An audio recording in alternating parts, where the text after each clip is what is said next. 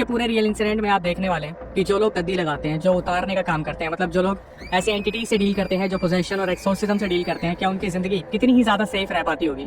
वैसे तो अक्सर हमने गली गली में सुना है कि यहाँ पर किसी न किसी के अंदर माता आती है, कोई देवी आती है या देवता आते हैं, और फिर ये भी सुनने को मिलता है कि किसी तांत्रिक की बहुत अनयूजुअल तरीके से डेथ हो गई। मतलब ये जो लोग गद्दी लगाते हैं, इनका अता पता भी नहीं चलता कि कब क्या हो जाता है। कहते हैं कि आधे से ज्यादा जो लोग बैठते हैं, जो गद्दी लगाने का दावा करते हैं, इनके ऊपर कोई देवी देवता नहीं, एंटिटीज आती हैं। लेकिन आज का जो पूरा रियल इंसिडेंट है, वहाँ पर आप देखेंगे कि एक गद्दी लगाने वाले इंसान की जिंदगी कितनी बुरी तरीके से खतरे में आ गई जब शेर को सवा शेर मिल गया। मतलब एक गद्दी लगाने वाले को एक ऐसी एंटिटी टकरा गई जहाँ पर बहुत सारे लोगों को मदद करने के लिए आना पड़ा। ये पूरा रियल इंसिडेंट है हरियाणा का। जिन्होंने हमें बताया उनका नाम है सुख। सुख ने बताया कि अक्षय भाई, मेरी शादी आज से 7 साल पहले हुई थी, और जिनसे मेरी शादी हुई उनके जो पूर्वज थे वो सारे पाकिस्तान में रहा करते थे। पार्टीशन के बाद वो लोग इंडिया में आए थे। सुख को पता चला जिनसे उनकी शादी हुई है, उनके पापा मतलब ससुर जी जो है वो गद्दी लगाया करते हैं। और इस चीज़ की शुरुआत कब हुई, जब ससुर जी गद्दी लगाते थे उससे पहले काफ़ी टाइम पहले उन्हें एक सपना आया था जहाँ पर उनके पितृ पूर्वज आए थे, और वहाँ से उन्हें ये पता चला था कि पीढ़ी दर पीढ़ी उनका यही काम है। वो लोग लोगों की सेवा करते आए हैं। मतलब कि जो उनके पूर्वज थे वो पाकिस्तान में उतारे का काम किया करते थे, एक्सॉर्सिज्म, पोजेशन, इन्हीं चीज़ों का काम किया करते थे। मतलब लोगों को ऐसी एंटिटी से मुक्त किया करते थे। अब ससुर जी को इस चीज़ के लिए चुना गया था, और ससुर जी को सपने में ये चीज़ बताई गई थी कि मंडे को आपको जो है गद्दी लगानी है, और गद्दी लगाने के दौरान जो लोग आपके पास आएंगे, जो एंटिटीज वहाँ पर आएंगी, उनसे उन्हें मुक्त करना है लोगों को। जो ससुर जी थे उनकी पूर्वज हेल्प करने वाले थे इस चीज़ में। मतलब ये सेवा का काम ससुर जी को मिला था सुख के। अब बात है 2024 की, कुछ 1 महीने पहले की। वैसे तो सुख ने बताया कि भाई शादी को 7 साल हो गए, लेकिन जब भी मैं अपने ससुराल में जाता था तो मंडे वाले दिन जब मैं वहाँ रुकता था, मैं देखता था कि ससुर जी गद्दी लगाया करते थे, और वहाँ पर भीड़ उमड़ के आती थी। मतलब 50-100 लोग हमेशा वहाँ पे होते थे, जो कहीं ना कहीं अपने साथ कोई ना कोई एंटिटी लेके आते थे, या फिर बहुत ज़्यादा परेशान होते थे, कोई ना कोई दिक्कत उनके साथ रहती थी। सुख ने बताया कि भाई अभी रिसेंट की बात है, 1 महीने पहले मैं अपने ससुराल में गया था, तो वहाँ पर ऐसे ही जैसे मंडे को गद्दी लगती थी, ससुर जी ने गद्दी लगा रखी थी और कुछ लोग वहाँ पे आ रखे थे। सुख ने बताया कि भाई मैंने हमेशा ये देखा है कि जब भी कोई इंसान मेरे ससुर जी के पास इलाज के लिए आया ना, तो उसे इलाज मिला है 100%। मतलब जो एंटिटी अपने आप को बहुत राजा महाराजा मानती थी, वहाँ पर आके वो मत्था टेक देती थी ससुर जी के आगे। और ससुर जी जो पूरी गद्दी लगाते थे वो इस तरीके से लगाते थे, एक फट्टा, कुछ ईंटें, मतलब बहुत नॉर्मल तरीके से। और जब वो बैठते थे, कुछ मंत्र चैंटिंग करते थे, कुछ अरदास वगैरह पढ़ते थे, तो अचानक से उनके पितृ पूर्वज उनके अंदर आते थे और फिर उनकी आवाज़ थोड़ी सी बदल जाती थी। सुख ने बताया कि अक्षय भाई मंडे की बात है, अभी रिसेंटली जो 1 महीने पहले मंडे है, मैं गया हुआ था अपने ससुराल। मैंने देखा कि गद्दी लगाई गई और मेरे ससुर जी बैठे, और वहाँ पर बहुत सारे लोग आए थे, लोग बता रहे थे हमारे साथ ऐसा हो रहा है, ऐसा हो रहा है। तो सुख वहाँ पर बैठ जाया करते थे देखने के लिए कि चीज़ें कैसे काम करती है। सुख ने बताया कि भाई वहाँ पर सारी बातें चल रही थी, बहुत सारे लोग आ रहे थे। अचानक से एक औरत की एंट्री होती है, एक औरत जो दिखने में मोटी सी थी, थोड़ी डैटकी सी थी, उसकी हाइट कम थी, और आके वो वहाँ पर बैठती है। जब ससुर जी दूसरे लोगों से बात कर रहे थे, तभी वो जो औरत अपने मुँह से अजीब से करकराने की आवाज़ निकालती है, जैसे दांत पीसने की होती है, ऐसे कुछ इस तरीके से, और घुर्राना शुरू कर देती है। तो ससुर जी के बगल में एक लोटा रखा था जिसमें कुछ पानी था। उन्होंने ससुर जी ने हाथ मारा उस पानी में और एकदम से उस औरत के ऊपर फेंका, तो वो औरत एकदम से मुंह नीचे करके बैठ गई। अब सुख ने बताया कि मुझे लगा भाई ये भगवान का जो पानी वानी होता है, ये कुछ पानी होगा, लेकिन पता नहीं उसमें क्या था ऐसा कि वो औरत बार बार चुप हो जाती और थोड़ी देर में अचानक से फिर घुर्राने लगती। तो बाद में सुख को पता चला वो पानी जो था वो किसी एंटिटी को चुप कराने के लिए था, और क्योंकि ससुर जी इस टाइम पे किसी और से बात कर रहे थे, किसी और के सॉल्यूशन पे काम कर रहे थे, तो उस एंटिटी को वो शांत करवा रहे थे कि तेरा भी नंबर आएगा, रुक जा। और ऐसा ही हुआ। सुख ने बताया भाई थोड़ी देर बाद उस औरत का नंबर आया। सुख ने बताया कि मैं जस्ट उस औरत के पीछे बैठा हुआ था, और अचानक से वो जो औरत थी वो जोर जोर से चिल्लाने लगी, और इतनी जोर जोर से चिल्लाने लगी। सुख ने बताया कि अक्षय भाई मैं बहुत बुरी तरीके से डर गया। सबसे पहले तो मैं उठ के वहाँ से पीछे हो गया कि मेरे को ना पकड़ ले। फिर सुख ने बताया कि हाथ पीटने शुरू कर दिया, ज़मीन पे चिल्लाना शुरू कर दिया।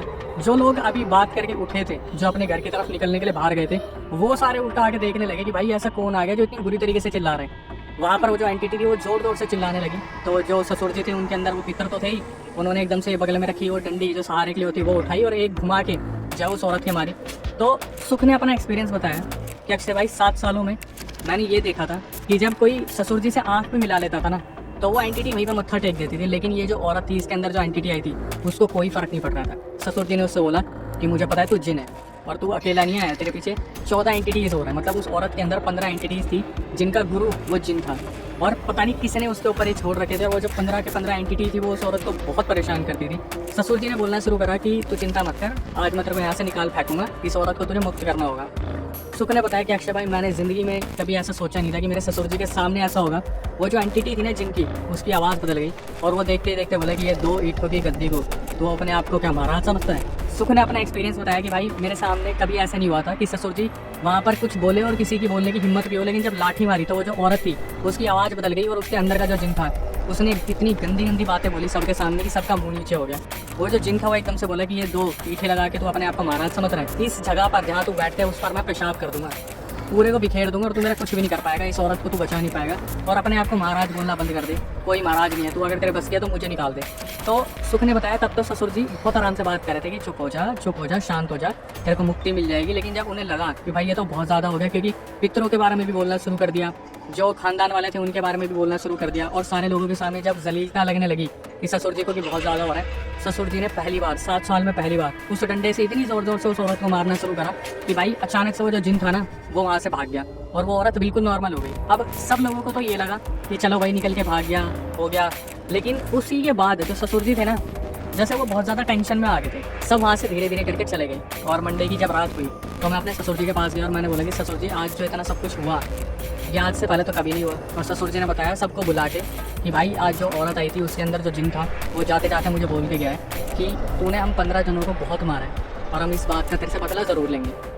अब ये सब सुनने के बाद सारे बहुत परेशान हो गए, पितर वगैरह तो जा चुके थे जब गद्दी हट गई। तो सुख ने बताया कि भाई 4 दिन बाद मेरे जो ससुर जी थे वो दूध की डेयरी जा रहे थे दूध लेने के लिए। चलते चलते अचानक से पता नहीं उनको धक्का लगा, उनके रास्ते में कुछ आ गया, वो एकदम से गिरे और उनके पैर में चोट लग गई। और बिल्कुल मामूली सी चोट लगी थी, मतलब जैसे कोई बच्चे को चोट लगी हो। उन्होंने ध्यान नहीं दिया, वो अपने दूध लेके वापस आ गए। तो जब वो दूध लेके वापस आए तो शाम तक उनकी बहुत ज़्यादा तबियत खराब हो गई। तबियत खराब होने के बाद क्या हुआ कि अगले दिन उन्हें बहुत जोर के लूज मोशंस लग गए। 3-4 बार वो गए, ऐसा लग रहा था जैसे वो जब भी बाहर निकलते थे तो उनकी पूरी एनर्जी लूज मोशंस में निकल जाती थी, मतलब एनर्जी बिल्कुल खत्म हो गई थी। तो जो उनका बेटा है मतलब सुख का साला, उन्होंने उससे बोला कि मेरी तबीयत बहुत ज़्यादा खराब हो रही है और मेरे को एक बार क्लिनिक ले चल। तो इसके बाद जब वो साले जी थे वो क्लिनिक लेके गए वहाँ पर, तो क्लिनिक वालों ने भाई देखा कि ये तो इन्फेक्शन जो पैर की चोट है बहुत ज़्यादा बढ़ गया। अब घर वाले बहुत ज़्यादा हैरान हुए कि यार इतनी सी चोट का इतना ज़्यादा इन्फेक्शन की, मतलब बीपी हाई लो हो रहा है और बहुत ज़्यादा वीकनेस आ रही है, एकदम से इतना सब कुछ हो रहा है। क्लिनिक वाले ने बोला भाई आप इन्हें हॉस्पिटल लेके जाओ, मेरे हाथ में ये चीज़ है ही नहीं है, तो समझ में ही नहीं आ रहा है। कुछ इंजेक्शन दवाइयाँ दी, उसमें फ़र्क ही नहीं पड़ा। अब जैसे ही हॉस्पिटल पहुंचे तो वहाँ पे डॉक्टर्स ने तमाशे कर दिए। जैसे ही उनकी तबियत को ऑब्जर्व करा गया जनरल वार्ड से सीधा आईसीयू में भर्ती कर दिया कि इनकी तबियत तो बहुत ज़्यादा खराब हो रही है और इनके बचने के आसार कम दिख रहे हैं, मतलब इनकी पूरी बॉडी में इन्फेक्शन फैला पड़ा है, इस चोट से पूरे शरीर में जहर फैला है और मल्टी ऑर्गन से डैमेज होते दिख रहे हैं। घर वाले बिल्कुल परेशान हो गए। अब सुख भी वहीं पे थे क्योंकि इतनी बड़ी इमरजेंसी हो रखी थी। घर वालों के दिमाग में किसी के कुछ नहीं आया, बस वो ये सोच रहे थे कि यार अचानक से इतना सब कुछ कैसे हो गया, इतनी छोटी सी चोट से सिर्फ 3-4 दिन के अंदर इतना बड़ा बवाल कैसे बन सकता है। सब वहाँ पर यही देख रहे थे कि क्या हो रहा है क्या नहीं हो रहा, और धीरे धीरे करके उन्हें वेंटिलेटर तक पहुँचा दिया। अब यहाँ पर आके सबकी सांसें रुकनी शुरू हुई कि भाई ये क्या हो गया एकदम से। अभी जो सासू माँ आ रखी थी उनके दिमाग में एकदम से क्लिक होता है कि यार हम हॉस्पिटल के चक्कर लगा रहे हैं, कहीं ये वो जिन तो नहीं कर रहा जो बोल के गया था कि मैं अपना बदला लूंगा। तो इनकी मम्मी फटाफट से अपने घर वापस आती है और 4 गली छोड़ के एक औरत रहती थी माता जी, जिनके ऊपर काली माता की परछाई आती थी। सीधा जो सासू माँ थी उनके पास भागी सुख की और उनसे जाके बात करी कि ऐसे ऐसे हो गया, इतनी तबीयत खराब हो गई। तो उस औरत ने अपनी आंखें बंद करी और जैसे ही खोली सासू माँ को साफ बता दिया कि बहन तेरे तो पति को वो जिन लेने आ गया, अपने साथ 15-16 एंटिटीज और लेके आए और उसके अंदर चुड़ैल डायन पता नहीं पूरा शमशान लेके चल रहा है। और अभी भी जिस वार्ड में वो है, जिस बेड पे हैं, उसके चारों तरफ पूरा का पूरा वो घेरा बना के खड़े हुए हैं। कभी उनका गला दबा रहे हैं, कभी उन्हें लात मार रहे हैं। और बस अगर वो बच रहे हैं ना तेरे हस्बैंड मतलब ससुर जी, तो पितरों की वजह से, कि पितरों ने कैसे ना कैसे बचा रखा है, वरना वो पहले ही लेके जा चुके होते। अब प्रॉब्लम यही हो रही थी कि सासू माँ ने वहाँ पे हाथ जोड़ लिए कि मेरे पति को बचा लो। वो खुद गद्दी लगाते हैं, लेकिन अगर पितर इतने ज़्यादा कमज़ोर पड़ रहे हैं तो कहीं ना कहीं आपकी भी मदद लगेगी। तो जो माता जी बैठी थी उन्होंने बताया कि आपके सारे पितरों को बांध लिया है। वो एंटिटी जो है जिन, वो कोई बहुत पुराना जिन था, बहुत पुराना। वो मतलब किसी ने जो सिद्ध करा था वो भी पीढ़ियों से बांध रखा था, तो वो इतना शक्तिशाली हो गया था कि उसके ऊपर किसी की चली नहीं रही थी। और जो माता जी थी वो भी यही बोल रही थी कि मैं काली माँ का सहारा लेकर इतना कर सकती हूँ 10-15 दिन के लिए। मैं 3 चीज़ें आपको दे रही हूँ, पहले तो एक पानी दिया, कुछ राख दी और एक ताबीज़ दिया। माता जी ने बोला फटाफट आप जाओ और ये पानी छिड़क देना 4 बार घूम के, 4 वहाँ पे फेरे लगाना और पानी छिड़क देना। ऊपर राख थोड़ा सा फेंक देना, राख जो है टीके की तरह लगा देना और हाथ में ताबीज़ बांध देना। मैं इतनी अपनी विद्या से आपको संतुष्टि दे रही हूँ कि 10-15 दिन तो वो एंटिटीज़ हॉस्पिटल में भी नहीं घुस पाएंगी, लेकिन उसके बाद का जो सब कुछ किया हुआ होगा वो डॉक्टर के हाथ में और भगवान के हाथ में। उसके बाद आपके पितर कितनी जल्दी उन्हें बाहर लाते हैं और आपके जो हस्बैंड है मतलब जो ससुर जी हैं वो कितनी जल्दी खुद से बाहर आते हैं, वो उनके हाथ में। जो सासू माँ थी वो फटाफट हॉस्पिटल पहुँचती है और वहाँ पर पानी छिड़कती है, जो राख थी वो डालती है, उनके एक टीका लगाती है, हाथ पर ताबीज़ बांधती है। सुख ने बताया कि भाई ये सब कुछ मेरे सामने हुआ, मैं भी साथ साथ घूम रहा था, साले साथ भी जो थे वो भी साथ साथ घूम रहे थे, हम 3-4 लोग थे जो साथ साथ घूम रहे थे। एक रात भी थी, दूसरी रात भी थी और तीसरे दिन होते ही वेंटिलेटर पे फ़र्क आना शुरू हो गया। और 2 दिन के अंदर अंदर जो 5 दिन हुए वेंटिलेटर से सीधा जनरल वार्ड में ससुर जी को लाया गया। उनकी तबीयत एकदम से इतनी ठीक हुई, बीपी मेंटेन हो गया, सब कुछ सही हो गया और डॉक्टर हैरान हो गए कि अभी तक जो दवाइयाँ लग नहीं रही थी अचानक से एकदम से कैसे लग गई। और आप मानोगे नहीं, 8 से 9 दिन के अंदर वो अपने घर पे वापस आ गए। जैसे घर पे वापस आए तो सबसे पहले उन माता जी के पास गए और उनसे बात करी कि ये जो एंटिटी है मुझे इसका अंदाज़ा नहीं था और इसे निकालने के लिए आपकी भी ज़रूरत पड़ेगी। वो जो माता जी थी वो गद्दी नहीं लगाती थी, लेकिन उन्हें सिद्धि थी इस चीज़ की, तो वो बस अपने घर में रखती थी इस चीज़ को। तो इन दोनों के बीच में आपस में बात हुई, जहाँ पर गद्दी लगाने वाले और एक नहीं गद्दी लगाने वाली माता जी दोनों मिलकर उस दिन का सामना करने वाले थे। अब उस दिन का वेट था जो अपकमिंग मंडे था, जो 2 दिन बाद आने वाला था, क्योंकि वो औरत उस दिन वापस आने वाली थी जिसके अंदर ये जिन था। जब ससुर जी घर पे वापस आए तो उन्होंने अपनी तैयारी शुरू की, ध्यान लगाना शुरू करा, अपने पितरों से बात की। तो पितरों ने यही बताया कि कैसे न कैसे हमने तुझे बचा लिया, तुझे मारने की इतनी कोशिश करेगी, तेरा गला दबाते थे, तुझे लात से मारते थे, कितनी बार तेरे घर में घुसने की कोशिश करें, लेकिन पितर जो थे उन्होंने यही बोला कि हमने बचा लिया कैसे न कैसे। और बाकी जो शुक्रिया है वो माता जी के लिए कि जो माता जी थी उन्होंने भी इतना सहारा बना कि उन्होंने काली माता की जो सिद्धि कर रखी थी उनकी चीज़ों से बचा लिया। अब बात है 2 दिन बाद की, आ गया मंडे को वो औरत आती है और सामने बैठती है। उस दिन माता जी भी आ रखी थी, जो ये ससुर जी थे ये भी थे, और सामने देखते हैं वो जो औरत आती है वो बाहर से तालियां बजाती आ रही होती है। वाह, बच गया तू, बच गया, ले जाने की पूरी तैयारी थी तेरे को। जब तू इंसानी रूप में घूम रहा था ना, तेरे पितर नहीं थे, तेरी गद्दी नहीं थी, तेरा रास्ता साफ करना था कि तुझे इस गद्दी तक दोबारा आने ही नहीं देना था। जिन सीधा बोला कि काली माता के ऊपर हमारी चली नहीं, वरना तेरा तो रास्ता साफ हो जाता। अब वो औरत को वहाँ पकड़ा गया, बैठाया गया और वो औरत जोर से चिल्ला रही है, घुर्रा रही है, हाथ पीट रही है, सर मार रही है दीवार पे।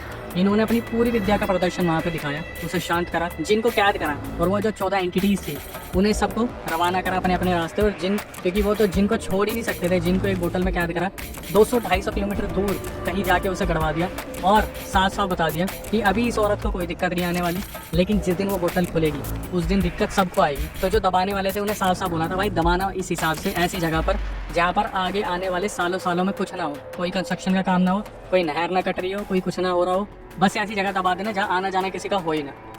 उसके बाद इन्होंने आपस में एक दूसरे को शुक्रिया करा, एक दूसरे का मान रखा और वो औरत जो थी वो फ्री होके गई। उस इंसिडेंट के बाद ससुर जी ने दोबारा गद्दी लगानी शुरू कर दी और वो इसी हिसाब से सारे लोगों की मदद कर रहे हैं। Moral of the story conclusion क्या मिलता है, ये तो आम जिंदगी की भी बात है कि आप अपने घर में बैठे बैठे सोचते हो कि आज से ऊपर कोई है ही नहीं। जब आप बाहर निकलते हो तो आपको पता चलता है कि ज़िंदगी बहुत बड़ी है और आप बहुत छोटे हो। कहीं ना कहीं आपको इस चीज़ का ज्ञात हो जाता है कि भाई शेर को कभी ना कभी सवा शेर मिलता ही मिलता है, इसलिए अपनी हदों में रहना बहुत ज़रूरी है।